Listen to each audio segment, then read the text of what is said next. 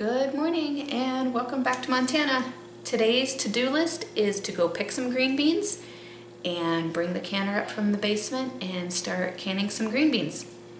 I really get excited this time of the year because I get to see the start to finish product and it just makes me feel like I actually did something. So, I have a few chores that I need to get done and then out to the garden we go.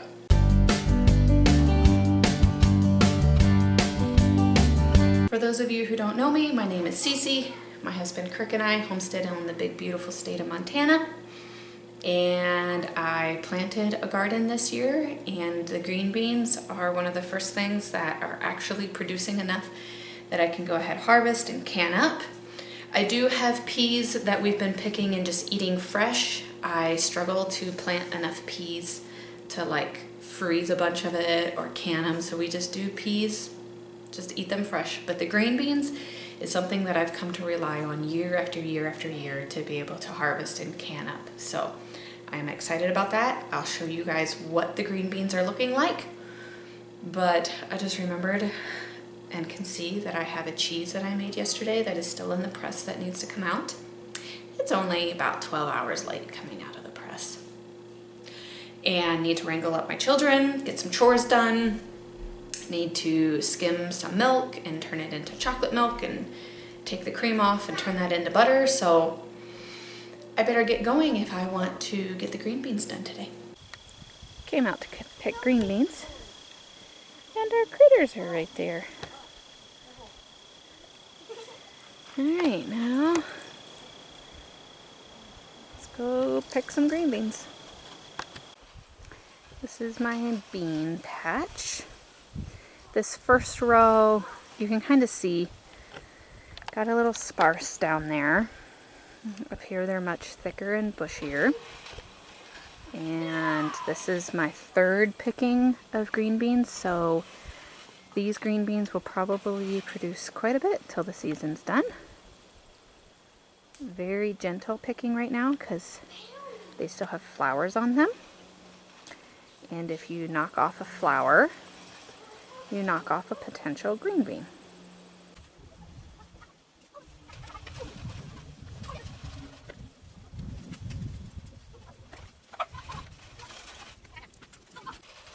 I am 2 rows in, getting quite a bit in my back.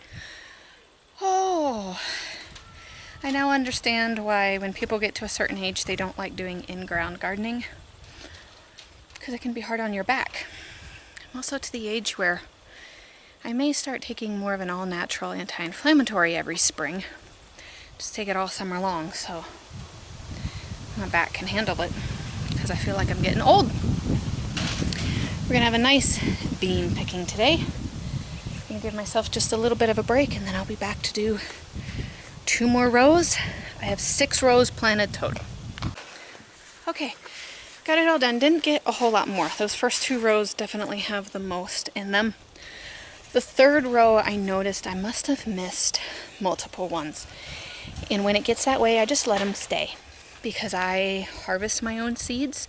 So these are heirloom green beans that I had bought from Baker Creek. I think they're called Contender. I'll put a link below of exactly what kind they are. But I've been growing these for the last 3 to 4 years, and I always let some of them stay on the stalk and get completely brown. If it gets to be too fall, too wintry, too quickly, I will pick them after the plants have obviously stopped producing and starting to die off and bring them into the sun porch and let them dry. And I've been doing that for a few years and just replant the seeds and it works really, really good. So I am now going to go pick the heads and the tails off. I know some people leave the tails, but I always grew up picking the tails off, so that's what I do as an adult too. And snap them into like bite-sized pieces about like that big. And then I'll grab the rest of them out of the freezer that I picked earlier this week. And we'll see how many cans I can fill. As long as I can fill about 4 or 5 quart, I'll go ahead and run them through the canner. If I'm only about 3 to 4, I'll have to decide if I'm just going to go ahead freeze them or run the canner with only you know, 3 or 4. I would like to have, you know, 5 in the canner, but we'll see how it goes. I normally do this outside, but since it's a pretty small batch, I'm just gonna do it inside real quick because I've gotta go dig the lawn chairs and everything like that out. So this is something that if you have kids, it's very easy for them to help because you don't need a knife. You just pop the little head, pop the tail, and snap the green bean. Head, tail, snap the green bean. So, out of curiosity, what is your favorite way to preserve food? Freezing, canning, freeze drying? I'd like to know. I don't know if I've ever seen green beans with these kind of shapes at the grocery stores. You only ever see this. That's not always normal. Okay, got them cleaned. I got the sack from the other day, and I'm gonna go ahead, about half a colander full. I'm gonna go ahead and just put some in a quart-sized jar and see how much I have, because this, I know I have more than this in the bag.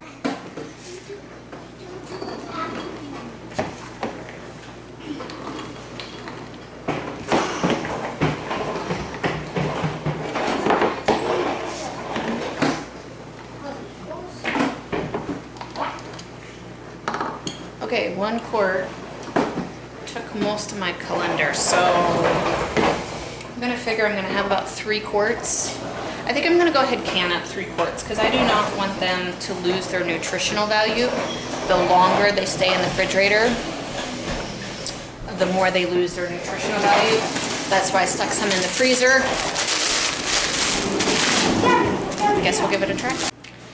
Now, I have never done this before. I have never taken previously frozen vegetables and canned them. These have only been frozen for about a day and a half, so I'm gonna run a little bit of warm water on them, try to get them soft again, find a few more jars and fill them up, and then it's time to dig the canner out.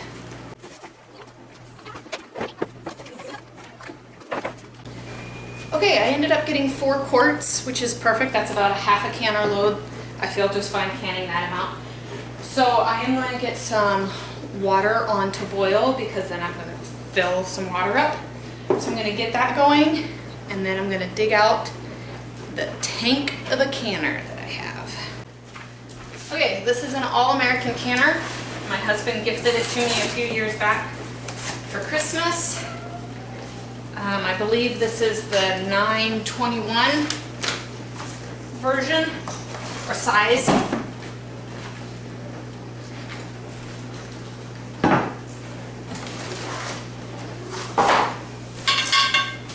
That thing's a beast.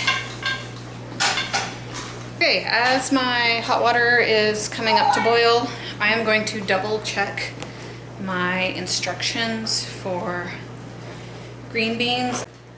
Okay, I am doing what they call a raw pack because my green beans are not cooked. So it says fill with raw beans, leaving about an inch headspace. This may have sank down a little much, but it's close enough. Add a teaspoon of salt per jar, and then add boiling water, leaving again 1 inch headspace, and then put your lids on. And because I am well over 1,000 feet elevation, I am going to be using the 15-pound weight. So All-American come with a round, and right here is the 15-pound weight. So this will go directly on top of him like that. And I will need to process them for 25 minutes. So my water is almost up to boil. First things first though, I am going to fill the canner with about 3 inches of water, and I put a splash of vinegar in. I have hard water. If you put a splash of vinegar in your water, you don't get a lot of that hard water buildup on the outsides of your jars. So I need a teaspoon of salt in these and fill that with water. Okay, it's kind of hard to tell where the water is, but it's right about there.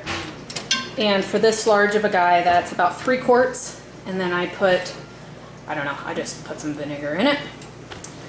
Water is about to boil. Let's fill those jars up. Oh, I need to get some flats first. okay, I'm gonna be completely honest with you guys.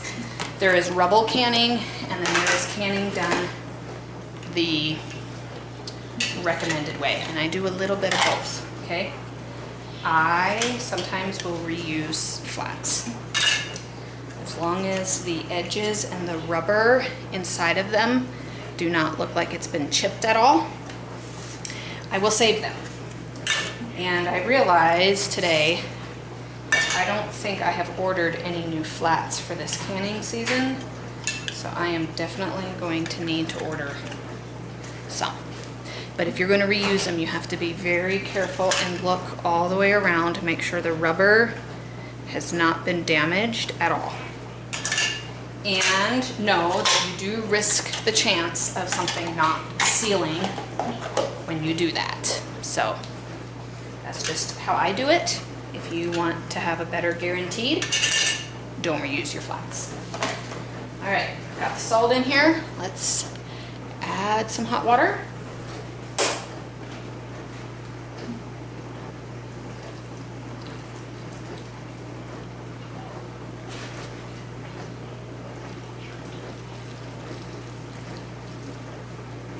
Another thing that a lot of people do is they sanitize their jars, put them in hot water ahead of time. If I'm doing raw pack, I don't do that. If I'm putting something hot, like I hot pack my jars, then a lot of times I will preheat my jars. I also don't put these in hot water. Just kind of shake it just a little bit, kind of helps get the air bubbles out of there. Oh, the other thing is you don't want to squeeze them on. You don't want to crank it tight. You kind of just want to do it tight, and then now you know you're tight enough because your jar will spin.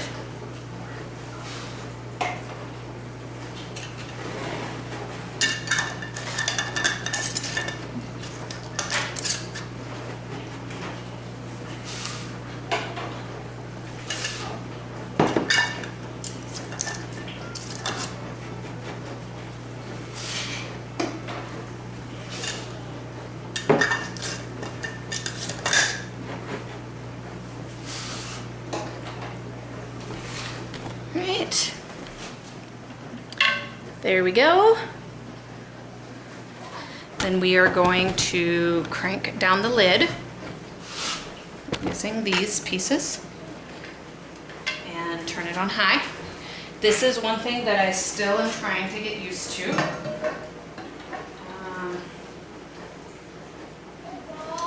Where's my... Okay, you want evenly spacing between all of these. And that is something that I do struggle with a little bit.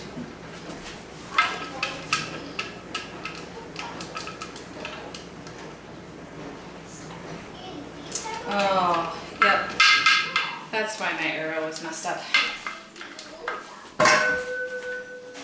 I forgot.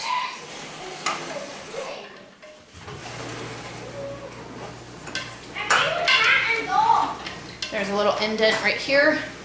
There's also a little arrow here. And you want those to match up. Now, let's try this again. Opposite sides first.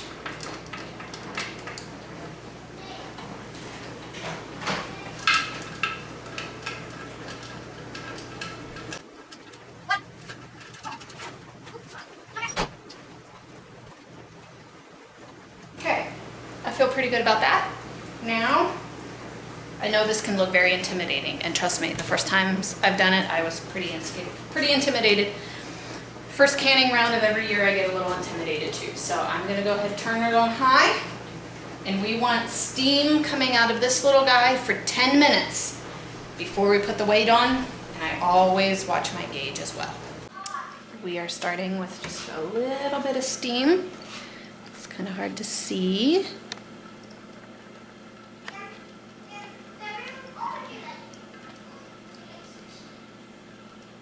We're going to give it a little bit more time because we want a pretty consistent billow of steam before we start timing it for 10 minutes.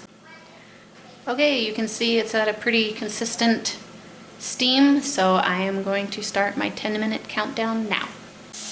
Okay, it's been going for 5 minutes, and you can see that steam is just flying out of there. But look at the gauge. We are still all the way down. So you don't have to be scared of it. It's not even building pressure. It's just getting up the temperature. Okay, we only have about 30 seconds left. You can see over here the gauge is starting to climb a little. The steam is still coming out nice and strong. I'm going to go ahead and put my weight on. Now we wait for this guy to start jiggling, and this pressure gauge will probably come up to about here. I will have to watch this gauge and adjust my burner as needed. Okay, we are close. My gauge is almost straight up and down, which is where the 15 pounds are. And you can hear the weight is starting to want to jiggle. When it starts to jiggle, then I start counting 25 minutes as actual processing time. There we go. I'm going to turn it down a little because I know my burner. 25 minutes. Got it.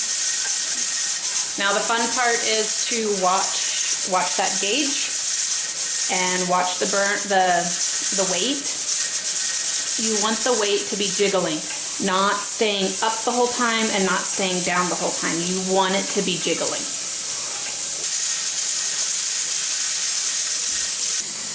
Okay, it has been 25 minutes since this guy first jiggled. I did let it go about 2-3 minutes longer just because of that funny start. I had turned it down a little too quickly. So right now I'm going to go ahead and just turn everything off.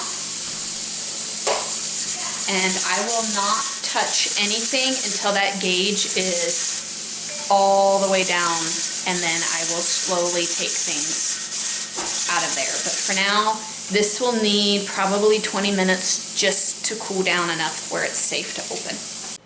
Okay, the gauge is practically down to 0. I'm gonna go ahead and just take that off, and I'm gonna go ahead and get me and the kiddos some lunch, let that finish steaming out, and then take the lid off. Thought I'd be able to squeeze in lunch before I take all them out, but lunch is getting a little later than I planned, so I'm gonna go ahead, unscrew this, take the jars out, and then put them right over here. The last little tip of advice that I have is make sure that you have a good layer of something on your countertop before you put the jars down. This is a double layered towel, just because the jars are very, very hot coming out of it. And then you want to remove the jars with something like this. So let me take the lid off of it first. Again, work in opposite corners.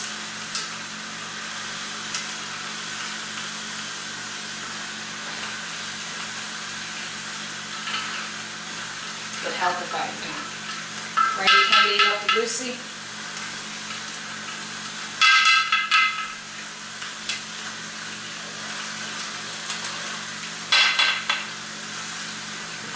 And open away from you.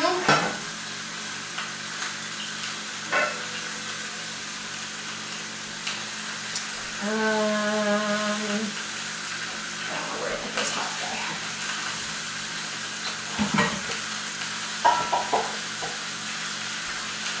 There we go.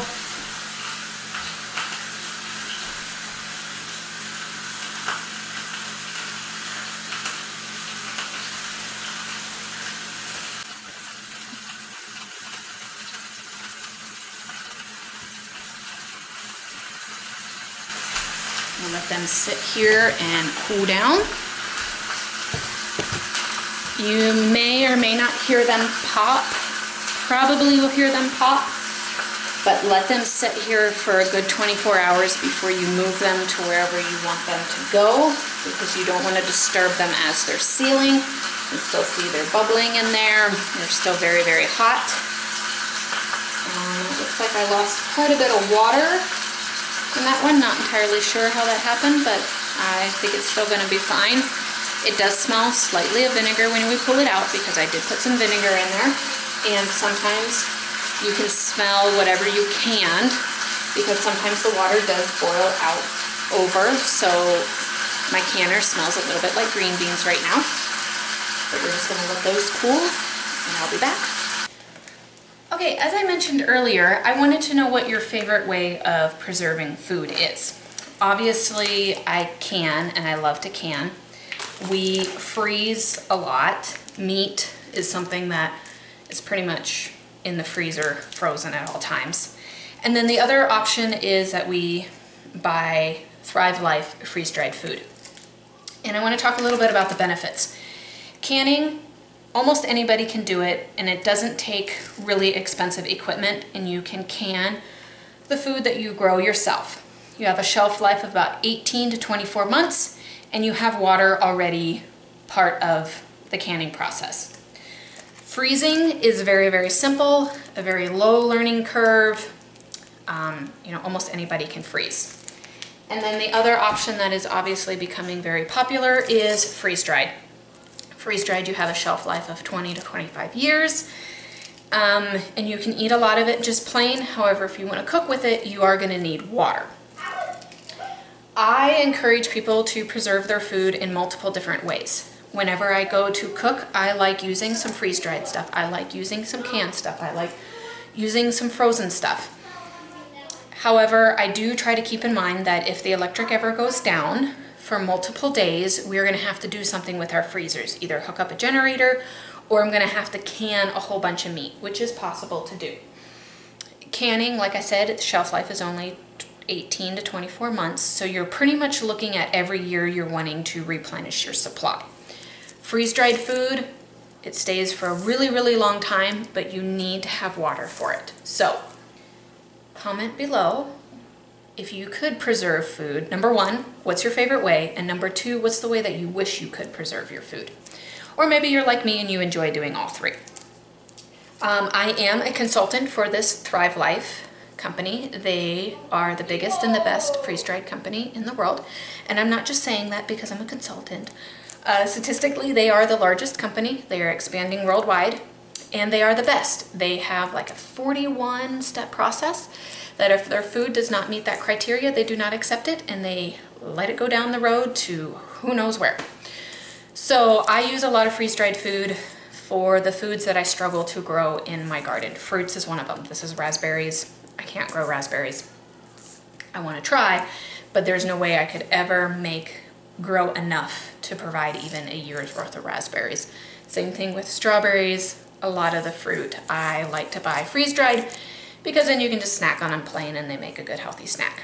I do some vegetables and some meats as well freeze-dried just because I like the shelf life of them. And if worst case scenario, anything would ever happen, I could focus my energy on getting my freezer food taken care of and still being able to put food on the table for my family. So at the end of the day, do what works best for you and make sure that you can put food on your table no matter what happens. So until next time, hope you guys have a great one.